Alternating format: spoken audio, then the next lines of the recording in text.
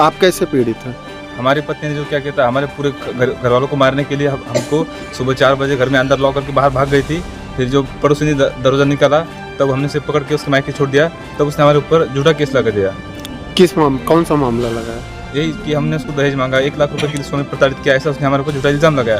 लेकिन हालांकि सच्चाई तो ये थी कि वो हमको सबको मारने के लिए हमको बाहर से लॉक करके सुबह 4 बजे घर से भाग गई थी। मैं नासिक से हूँ।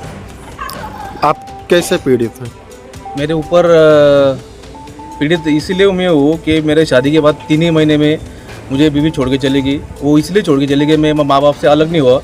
वो जब मैं वो सब पूछने गया तो मुझे क्यों छोड़ के गई, तो उन्होंने बोला तुम माँ बाप से अलग हो जाओ। इसलिए मैंने माँ बाप को नहीं छोड़ा, इसलिए वो मेरे से अलग हो गई। और वो वहाँ मायके में जाके मेरे ऊपर झूठे दहेज प्रताड़ना के केस कर दिए उन्होंने। तो क्या केस अभी कोर्ट में चालू है? कोर्ट में कुछ चालू। आप क्या काम करते हैं? मैं अभी कंपनी में काम करता हूँ। दुनिया से आया हूँ, महाराष्ट्र से। मेरी पहली शादी की बीवी एक्सपायर हो चुकी। उसके बाद मैंने दूसरी शादी की। शादी करते वक्त मुझे बताया जाता है कि उसका डिवोर्स हो चुका है। शादी हो जाती है, डिवोर्स का कागजात मिलता नहीं, बाद में मिलता है तो उसका डिवोर्स हुआ ही नहीं। फिर भी मैंने सोचा चलो उसको रख लूँ, लेकिन उसने घर में जब तकलीफ देना चालू किया, जानकारी लिया, तो डिवोर्स के बाद उसने और 2 शादी किया जो मेरे से छुपा के रखा। 2 बच्चे को पैदा किया दूसरे लोगों से, वो भी छुपा के रखा।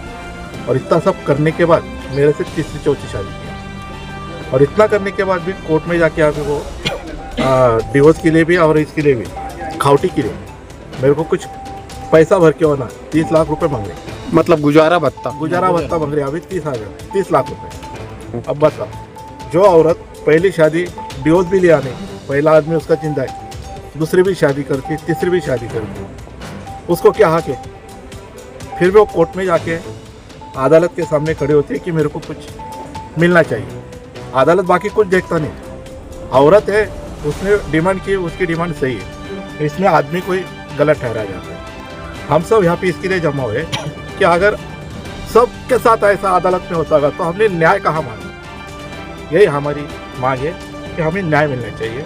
हमारे लिए एक अलग से कोई कानून तैयार होना चाहिए, कोई नया प्रावधान निकलना चाहिए जिसमें औरत की जैसा औरत के लिए अलग कानून, वैसे पुरुषों के लिए भी कुछ सुरक्षित कानून होना जरूरी है।